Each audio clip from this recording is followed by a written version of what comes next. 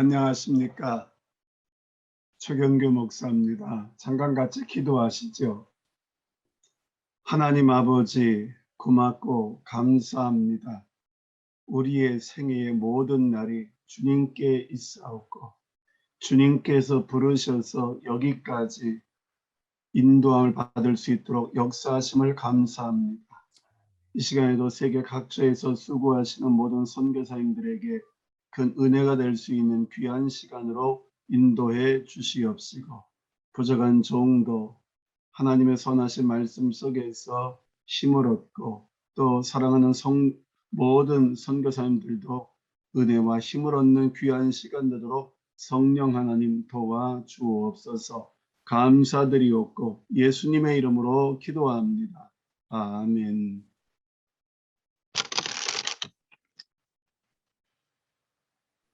우리 선교사님들을 오랜만에 뵙게 돼서 진심으로 감사합니다. 그리고 지금 그 찬양한 우리 김주신 선교사님 오랜만에 뵙게 돼서 굉장히 반갑네요. 그 살이 많이 찌셨네요. 그 훨씬 더 이전보다 보기가 좋은 것 같습니다. 오늘 말씀을 좀 나누도록 하겠습니다.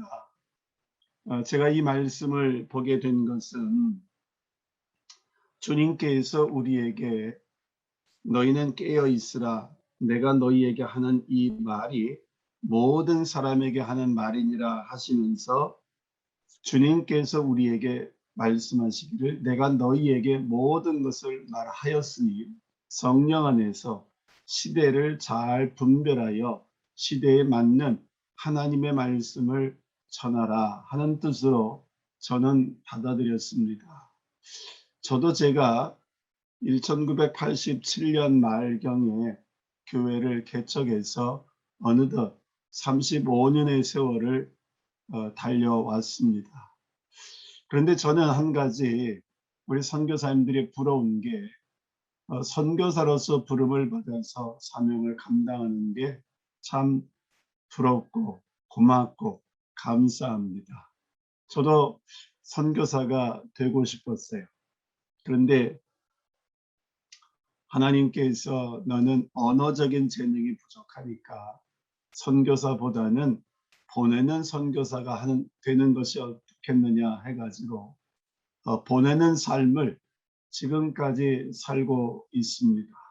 그래 하나님의 은혜 가운데 저도 이 북한 선교를 한 12년 정도 감당을 하고 또 그 다음에 세계 곳곳에 복음을 전하면서 여기까지 왔습니다.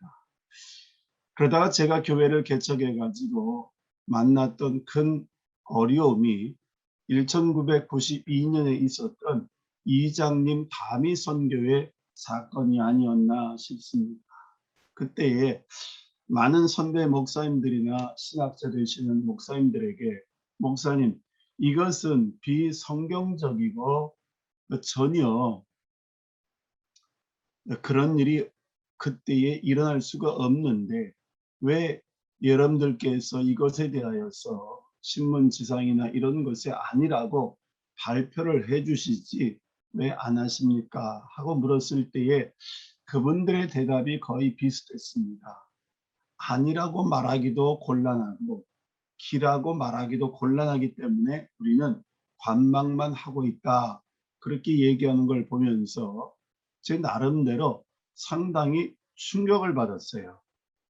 아닌 건 아니라고 얘기를 해줘야 되고 시대를 분별하실 수 있는 분들이 앞에 계신 분일 터인데 그런 분들이 아무 말씀도 안 하시는 거에 대해서 상당히 나름대로 충격을 받았고요.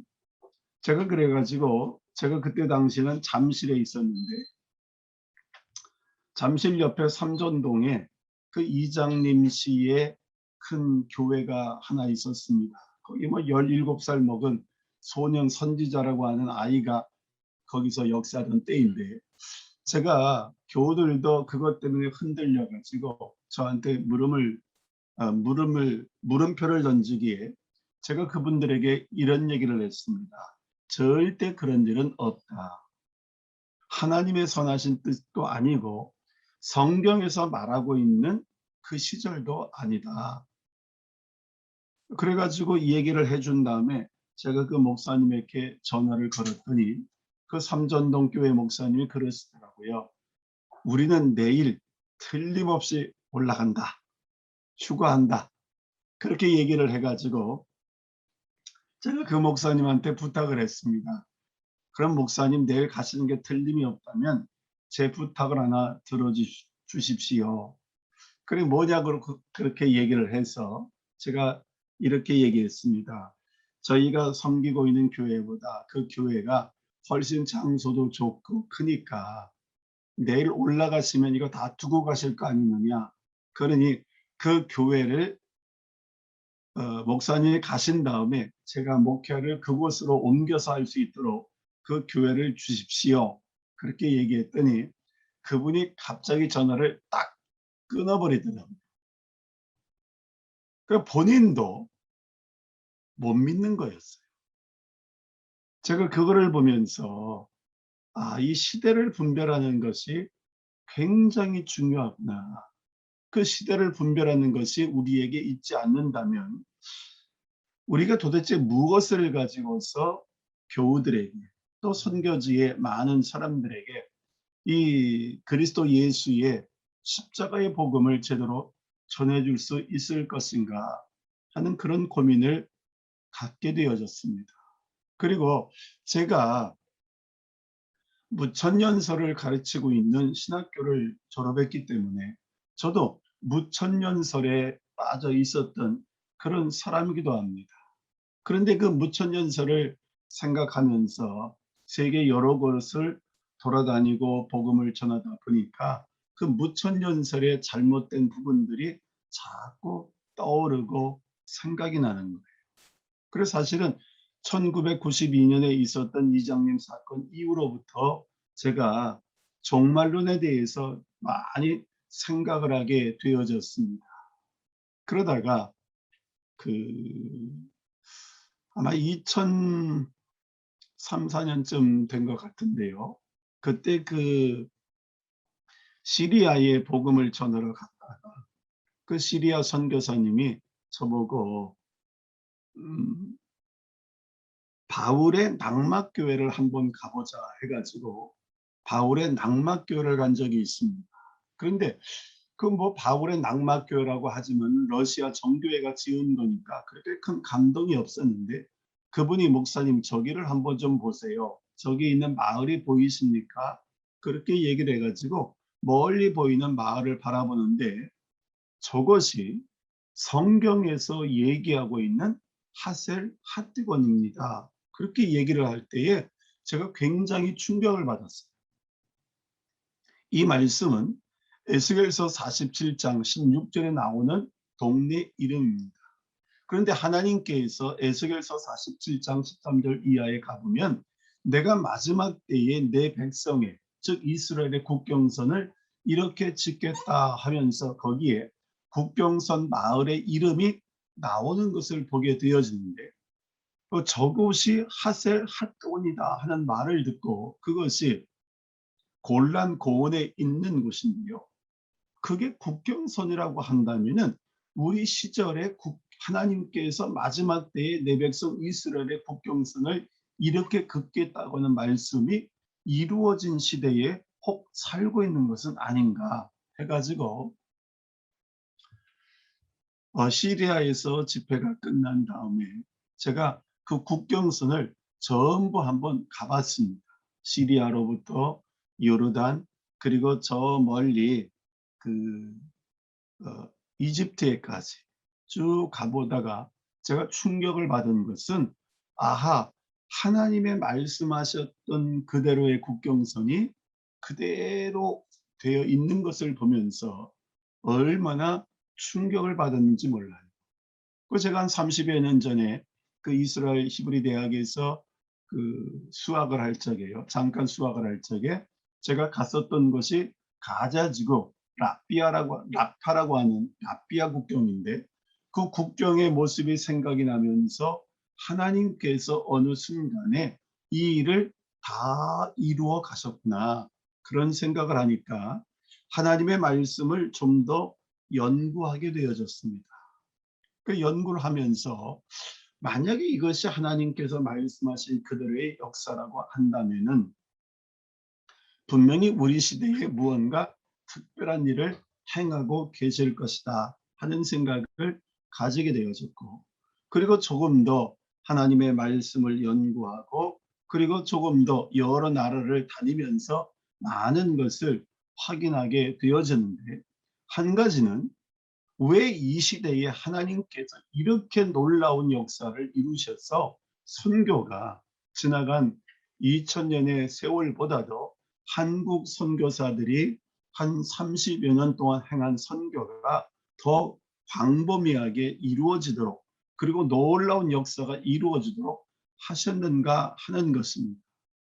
영국 선교부가 150년, 200년 했던 일들을 한국 선교사가 20년, 30년 안에 행하는 것을 보면서, 또 미국의 선교사들이 많은 곳에 다니면서 씨를 뿌려도 정말 열매를 거두지를 못했었는데, 하나님께서 왜 이렇게 갑자기 빠른 시간 내에 많은 열매를 거두시게 하는 것일까?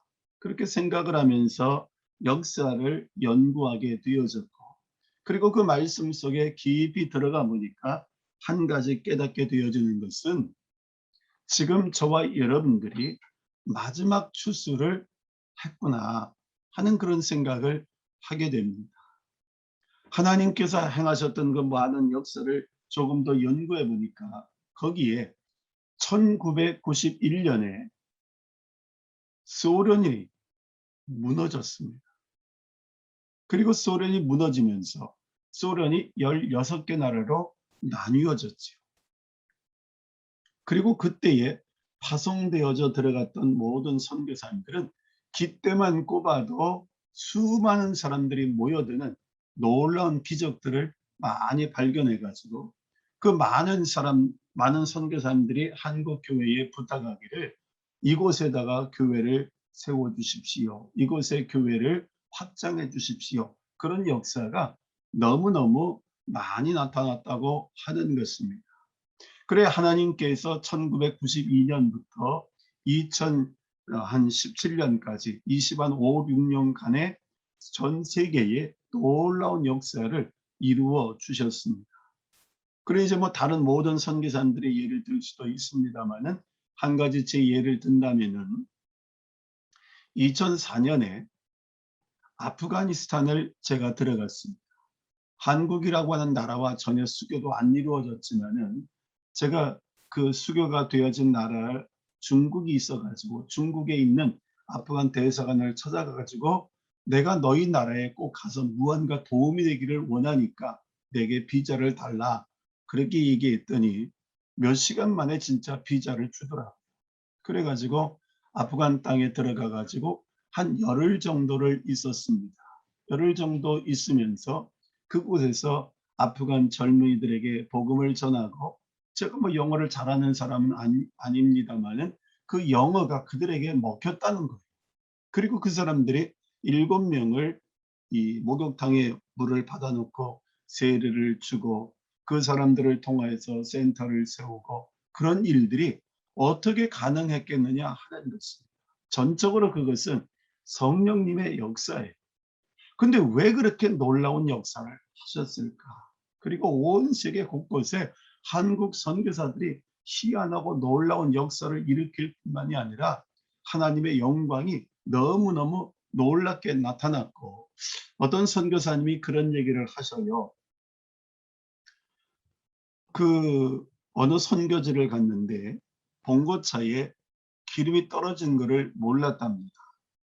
그래서 하나님 앞에 간절히 기도하면서, 주님, 빨간불이 들어왔는데 다시 내 집으로 돌아갈 수만 있게 도와주십시오.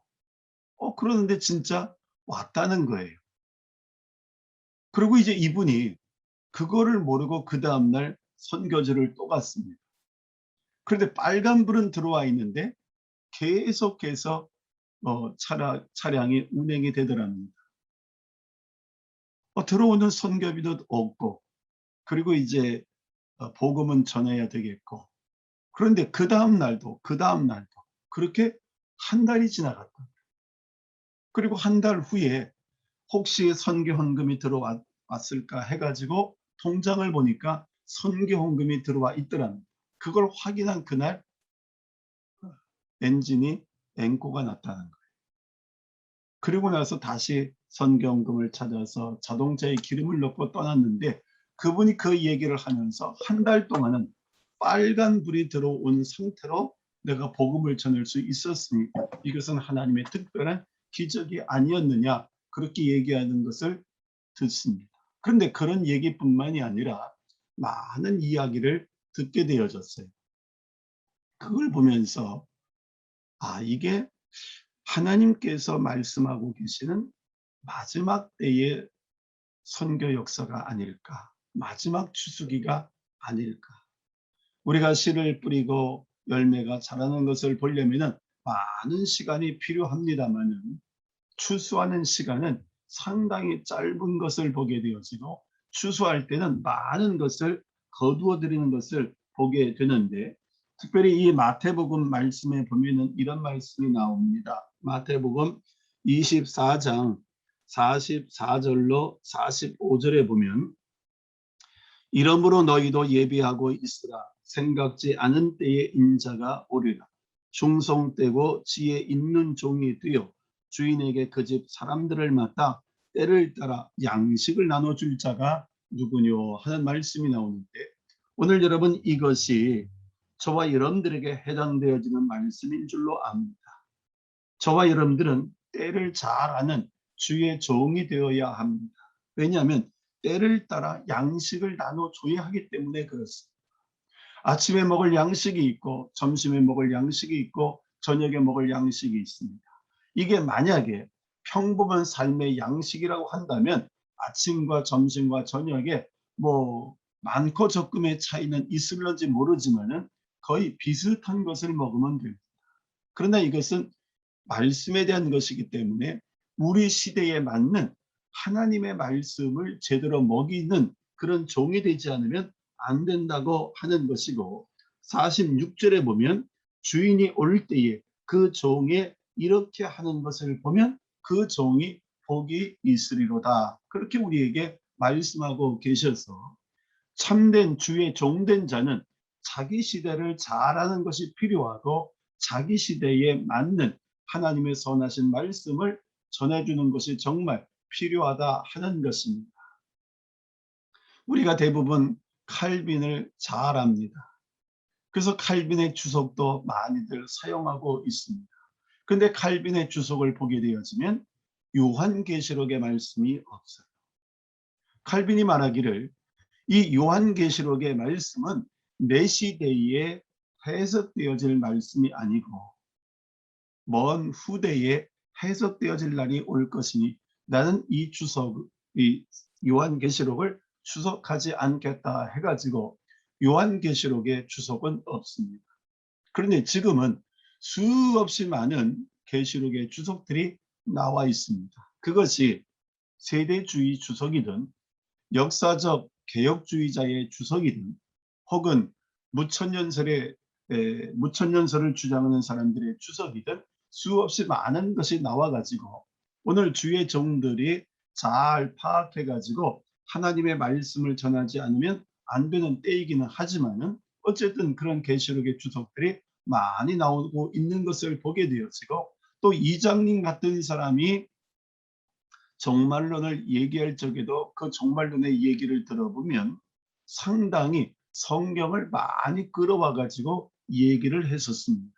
그것이 물론 잘못되기는 했지만은 수많은 사람들이 미혹되는 시대였었는데, 이 시대도 역시 마찬가지로 수많은 것에 미혹될 수밖에 없는 그런 시대를 저와 여러분들이 살아가고 있기 때문에 자기 시대를 잘 아는 것이 중요한데, 제가 왜 91년부터 2016년, 17년까지를 마지막 추수기로 생각했느냐?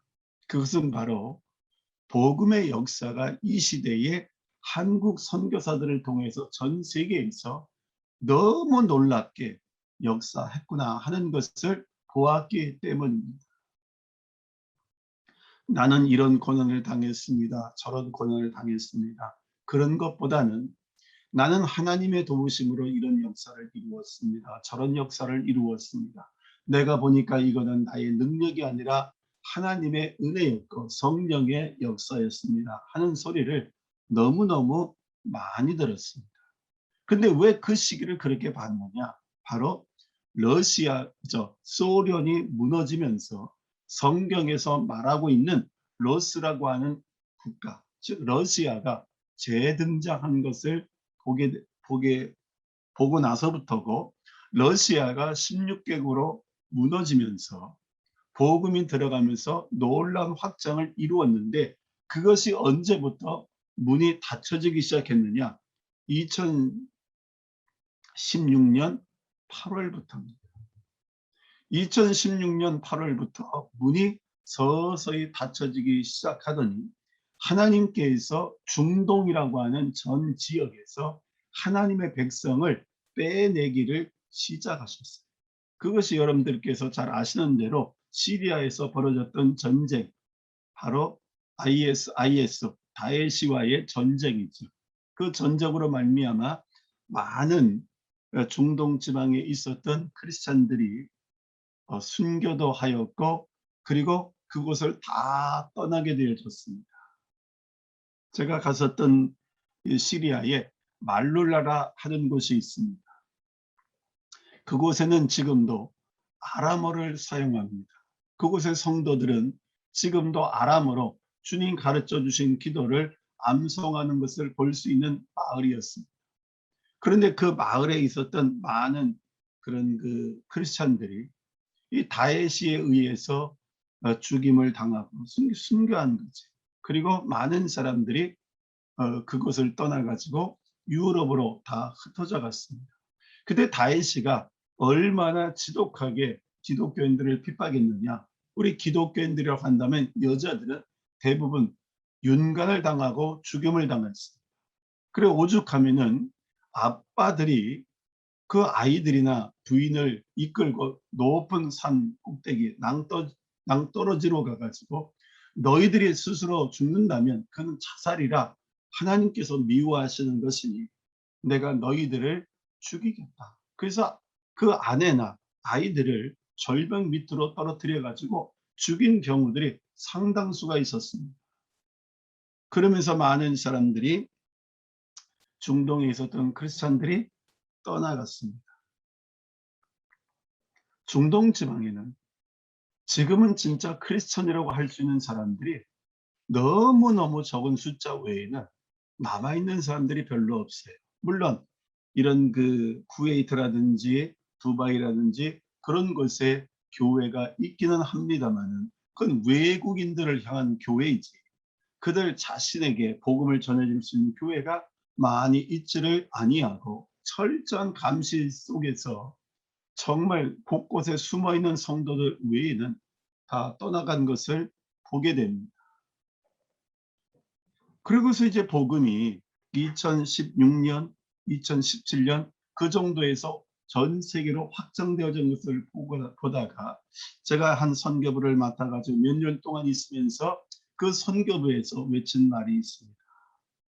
마지막 추수기가 끝났으니 이제 저와 여러분들이 할 수 있는 것은 정말 이삭 죽기 선교를 해야 됩니다.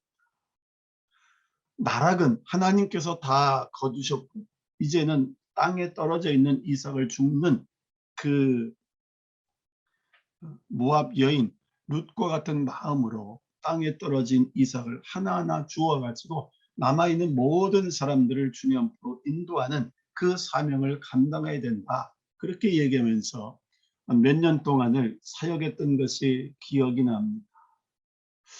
그렇게 이제 사역을 하고 났는데 보니까는요, 이 코로나가 터졌습니다. 코로나가 터져가지고 지금은 그렇게 얘기를 합니다. 앞으로의 세계는 코로나 이전과 코로나 이후로 나뉘게 될 것이라고 얘기합니다. 그러니까 저와 여러분들은 대전환기에 이 마지막 사명을 감당하기 위하여서 선교사로서 목회자로서 사명을 감당해야 되는데, 저와 여러분들이 우리에게 주어진 시기를 제대로 깨닫지 못한다면 우리는 때에 따라 알맞는 양식을 공급하는 종이 되지 못하고 도리어 때에 맞지 않는 양식을 공급하다가 양떼들을 죽일 수밖에 없다는 거예요. 오늘 여러분들께서 잘 보고 계시는 그대로 지금은 세상이 어떻습니까? 양과 양이 분리되고 있는 시대인 것을 보게 됩니다. 지금 한국도요. 비대면으로 예배를 드려라. 그래가지고 많은 교회가 비대면으로 예배를 드리고 있습니다. 그런데 과연 비대면 예배에 그 교회 성도들이 다 들어올까요? 안 그런 것 같습니다. 예자연이라고 하는 곳에서 매일매일 모니터링을 한답니다. 그리고 주일날은 특별히 모니터링을 더 한다고 하는데 한국에서 내노라 하는 큰 교회, 수만 명 모이는 교회라 할지라도 정말 그 온라인 예배에 얼마나 참석하는가 하는 것을 보고 그 목사님이 놀랬다고 하시던데 그 큰 교회에 온라인으로 참석하는 사람이 1,800명 정도밖에 안 되더라. 그러면서 아하, 예배는 하나님 앞에 나와 가지고 성전에서 드리는 이 대면 예배를 제대로 드려야 되겠다 해가지고 굉장히 투쟁을 많이 하고 있습니다만은 그것이 아직은 제대로 되지 않고 있는 것을 보게 되어질 만큼 이 시대가 완전히 변했다고 하는 것입니다. 그러면 이 마지막 시대를 살고 있는 저와 여러분들이 여기 하나님께서 말씀하신 것을 통하여서 깨달아 간다면 지금 시대가 요한계시록 6장에서 말씀하고 있는 그 시대로 들어간 것은 아닌가 그런 생각을 하게 되어지고 만약에 요한계시록 6장 8절에서 말씀하고 있는 것처럼 검과 흉년과 전염병으로 인하여서 인류의 4분의 1이 희생되어지는 쪽으로 가는 시대라고 볼 수 있다면 이 마지막 때에 저와 여러분들이 도대체 어떻게 해가지고 우리에게 맡겨주신 양떼를 제대로 인도하느냐 하는 것이죠. 하나님께서 마지막 때에 내가 이렇게 심판하겠다, 이렇게 심판하겠다 하는 말씀을 여러 곳에서 해놓고 계십니다. 스바냐서 말씀에 보면은 스바냐서 1장 2절로 3절 말씀에 보면 하나님께서 그날에 이렇게 심판하겠다고 하셨는데 우리가 잘 알고 있는 노아 심판과는 전혀 다릅니다.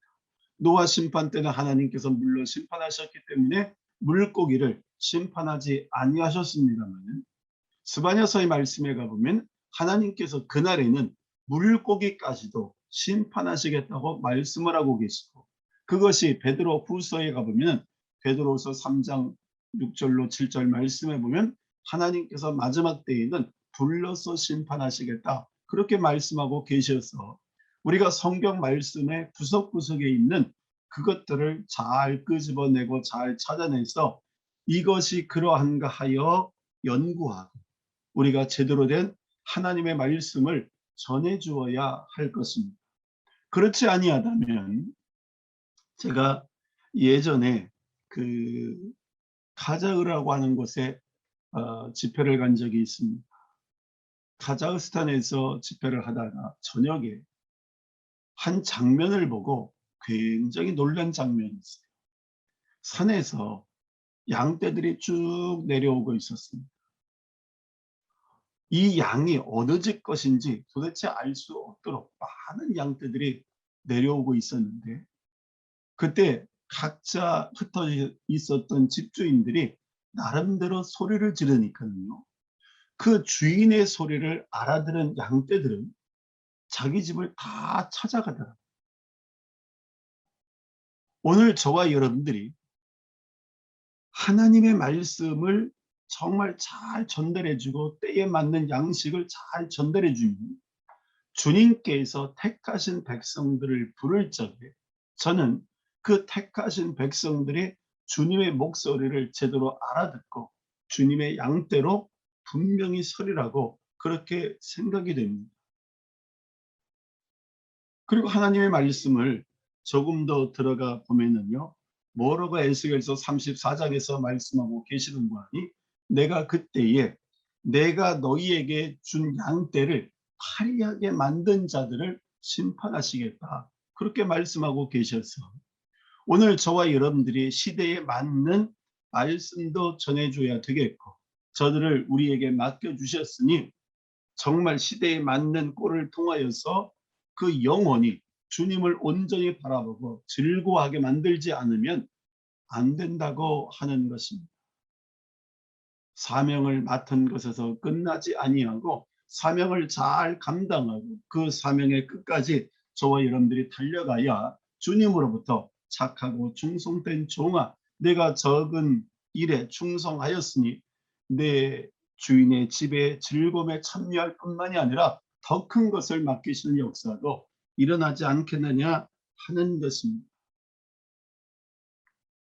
오늘 진실로 제가 바라고 원하는 것은 하나님의 말씀에 보면 시대를 분별할 수 있는 내용들이 너무 많이 있다는 거예요. 그런데 너무 많이 있는데 우리들은 우리에게 지금 맡겨진 그 사명만 감당하느냐고 내게 필요한 것만 바라본 것이 아닌가, 그런 생각이 들어서 이제는 저와 여러분들이 하나님의 말씀을 좀 더 폭넓게 보는 것이 필요하겠다 하는 것입니다. 한 가지 예를 든다면 요즘 전 세계적으로 폭우라든지 폭풍이라든지 뭐 우박이라든지 이런 기상이변들이 굉장히 많이 늘어나고 있습니다. 그런데 여러분, 이것이 하나님의 말씀 속에 이미 기록된 것이라고 하면은 믿으시겠습니까? 이게 에스겔서 13장 13절 이하의 말씀에도 나오는 것인데요. 한 가지 특이한 것은요, 이런 폭우에 대해서 세계 모든 나라들이 뭐라고 얘기하느냐? 여지껏 기상 관측 이래 처음 있는 사건이다. 기상 관측 이래 처음 있는 사건이다. 그렇게 얘기할 뿐만이 아니라 얼마 전에 있었던 중국에서의 폭우와 폭풍 또는 그런 온갖 물난리, 그런 것에 대해서 그들은 뭐라고 얘기합니까? 천년 만에 한 번 있는 사건이다. 그런 식으로 얘기할 만큼 지금 저와 여러분들이 겪고 있는 세계는 우리 이전 세대가 누구도 겪어보지 않았던 모습을 지금 겪고 있는 것입니다. 우리가 보통 얘기할 적에 호주에서 있었던 산불을 가리켜서 말하기를 이게 정말 심판의 날인 줄로 알았다 할 만큼 어마어마했었습니다. 뿐만이 아니라 캐나다 서부에서 그리고 이 캘리포니아 쪽에서 일어나고 있는 어마어마한 열돔 현상도 관측일의 처음이란 말을 할 만큼 굉장히 심각한 것을 보게 되어지고, 제가 살고 있는 것이 고양시 일산인데 요즘 고양시 일산이 너무너무 덥습니다. 보통 서울보다도 항상 2도 정도는 낮은 곳이 고양시인데 올해는 고양시를 가리켜서 우리가 보통 대구가 너무 더우니까 아프리카를 빗대 가지고 데프리카라 그렇게 얘기를 했습니다마는 이번에는 고양시를 가리켜서 고프리카다 그렇게 얘기할 만큼 너무너무 더웠던 것을 보게 되어지는데, 그런 것을 세계로 확장을 해서 한번 살펴보게 되어지면 세계 곳곳이 다 그렇게 기상 관측 이래 처음이라 하는 말을 많이 하고 있습니다. 그런데 주님께서 이런 모든 것들은 재난의 시작이라 얘기했기 때문에 이 재난들이 쌓이고 쌓이다가 이제는 폭발하는 자리에 있는 것이 아닌가 해서 저와 여러분들이 이 마지막 때에 그렇다면은 우리에게 맡겨준 선한 양떼들을 이끌어가기 위하여서 하나님의 말씀을 잘 깨닫고 제대로 전달해 주지 아니하면 잘못된 종말론에 빠지게 되어질 거예요. 그러나 제대로 된 종말론을 잘 전해주면 성도들이 이 땅에 살지만 거룩한 하나님 나라 소망을 가지고서 하늘나라 시민권을 가지고서 이 어려운 때에도 소망 넘치는 믿음의 삶을 잘 살지 않겠느냐 하는 것입니다. 오늘 사랑하는 선교사님들이 선교 현장에 맡겨진 그 양떼, 어떻게 보면은 한국보다는 영적인 면에서 더 약할 수 있습니다. 그런데 왜 여러분들을 선교 현장에 보내셨습니까? 영적으로 여러분들이 훨씬 강하기 때문에, 영적으로 더 강하기 때문에 어린 양떼들을 내게 맡겨주신 것입니다. 그 사랑하는 어린 양떼들을 잘 이끌어서 주의 나라에 꼬린해야 되지 않겠습니까? 진실로 바라는 것은 우리에게 맡겨준 사명을 잘 감당하시되 끝까지 잘 감당해 주시기를 바랍니다. 그러면 정말 우리에게 주시겠다고 하신 하나님의 귀한 상급, 그 면류관, 저와 여러분도 꼭 받게 될 줄로 믿고, 또 이 사도 바울이 얘기한 것처럼 내가 선한 싸움을 다 싸우고 나의 달려갈 길을 다 달렸으니 이제 후로는 의의 재판장께서 내게 의의 면류관을 주실 것인데 그것이 나뿐만이 아니라 나와 같이 달려가는 너희 모두에게도 같이 면류관을 주실 것이라 말씀했으니 사도 바울이 썼던 면류관, 저도 여러분도 꼭 쓸 수 있는 마지막 시대의 말씀에 깨어있는 주의 종들 되시기를 주의 이름으로 간절히 축원합니다. 기도하겠습니다. 하나님 아버지, 고맙고 감사합니다. 사랑하는 모든 선교사님들, 흩어진 선교 현장에서 마지막 이삭 죽기와 같은 사명 잘 감당하게 하옵시고, 저들에게 주어진 귀한 어린 양떼들 아버지의 풍성한 꼴로 마지막 시대의 꼴로 먹일 수 있도록 인도해 주셔서 주님의 나라에 대한 거룩한 소망을 가지고 믿음의 선한 싸움을 잘 싸우다가 주 앞에 설 수 있도록 인도하여 주옵소서. 주님께서 어린 양을 저들에게 맡기신 것은 저들이 영적으로 더 훌륭하고 귀하기 때문에 어린 양을 맡겨주신 줄로 믿습니다.